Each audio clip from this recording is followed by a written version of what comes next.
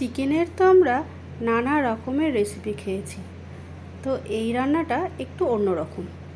আমি এইটা প্রবাসে ঘরকন্যা দিদির থেকে দেখে রান্নাটা করলাম। রান্নাটার নাম হচ্ছে চিকেন চেঙ্গিসি। চলুন দেখে নিই এই রান্নাটা করতে কি কি লাগছে। প্রথমেই আমরা চিকেনটাকে ম্যারিনেট করে নেব। তার জন্য চিকেনটাকে ভালো করে ধুয়ে পরিষ্কার করে নিয়েছি।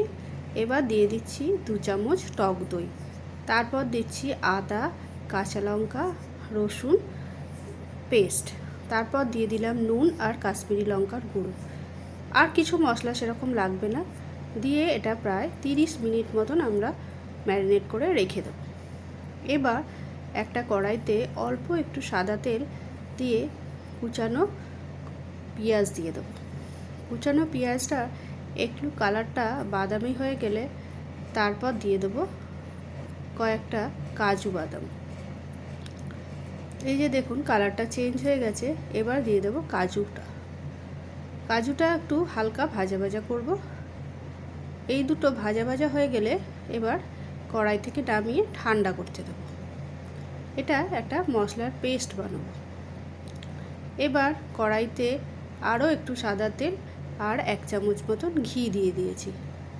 এবার দিয়ে দেবো ফোড়নের জন্য গরম মশলা। তারপর তেলটা গরম হলেই যে ম্যারিনেট করে রেখেছিলাম চিকেনটা ওটা দিয়ে দেব ভাজার জন্য। প্রথমে ওপর থেকে তুলে তুলে চিকেনটাই দেব, মশলাটা এখন দেব না। হালকা ভাজা ভাজা হয়ে গেলে তারপর মশলাটা দেব। তাই এবার ভালো করে চিকেনটা একটু ভেজে নিচ্ছি। এই রান্নাটা হলুদ দেব না, তাই সাদা সাদা মতোই হবে। এবার ওপর থেকে দিয়ে দিচ্ছি গোলমরিচের গুঁড়ো। এবার ভাজাটা হয়ে গেছে। এবার আমি ওই যে মশলাটা বাটিতে লেগেছিল ওই মশলাটা দিয়ে দেব। আর দিয়ে দেব পেঁয়াজ আর কাজুর পেস্টটা দিয়ে ভালো করে কষাতে থাকবো। এছাড়া আর কোনো মশলাই এর মধ্যে আর লাগবে না।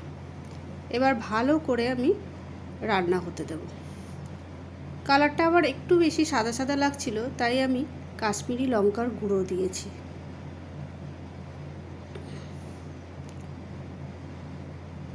এবার এইগুলো সব দিয়ে আরও কিছুক্ষণ আমি রান্না হতে দেব, যাতে চিকেনটা ভালো করে সেদ্ধ হয়। তার জন্য আমি একটু ঢেকে দেব।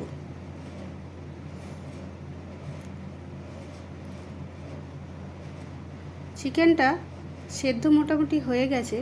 এবার দিয়ে দেব লেবুর রস। লেবুর রসটা দিলে এখানে ফ্লেভারটা অন্য রকম একটু টেস্ট হয়।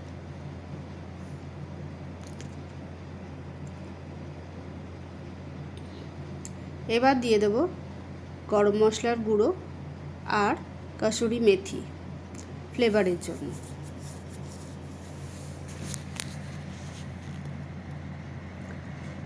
রান্নাটা আমার একদম হয়ে গেছে। চিকেনটা খুব ভালো মতন সেদ্ধ হয়ে গেছে। এবার অল্প একটুখানি ফ্রেশ ক্রিম ওপর থেকে দিয়ে দেবো। প্রায় 1 চামচের মতন ফ্রেশ ক্রিম দিয়ে চিকেনটা আমি কিছুক্ষণ বন্ধ করে রেখে দেবো। এরপর আমরা গরম গরম মশলা কুলচার সাথে চিকেনটা সার্ভ করব। আপনারা যে যেটা দিয়ে খেতে ভালোবাসেন সেই দিয়েই সার্ভ করবেন। আপনাদের রান্নাটা কেমন লাগলো অবশ্যই কমেন্ট করে জানাবেন। Thank you.